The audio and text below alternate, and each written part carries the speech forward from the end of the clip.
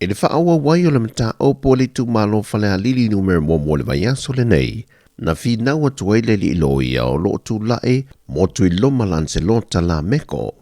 Wa te tau lo o le whaongaina mo le Mautus tu sia, a mo le mau e to o lua ia o lo sa i le pe o maile so, e le toe vala awina o le mata o pule nei le nei vai aso le aso tofi, e tu ina tuaile a vanoa i lo ia mo i tu e lua, e tu ina mai e ala tu sa noanga po fola sanga,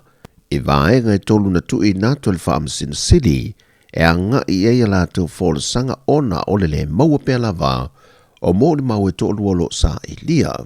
Peitai o le fina watu lo ia lo tu lai mo le tu le fionga le sui pāle mia, le fionga tu e lupe po muna nuku on semo, wātangia le wha ai tu au le wha ngai o inga o le mata opule nei, mai fōringa mai lana mai ta watu, watua ia to tasi le a fionga le whaipule.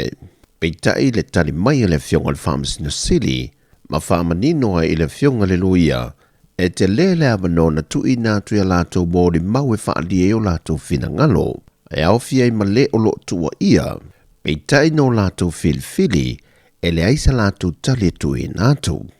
Peitai o le ua ia tua ia le whaamsinonga le whaai tu au, a e sa ia te ena le avano sa tu inatu. E le iloa le temile nei se aso e tu ina mai e le whaai unga le whaamsinonga, e fola sanga wa mai a alo ia i tu e lua. I vaenga tolu sa tu inatu, e a ngai e a lato fola sanga.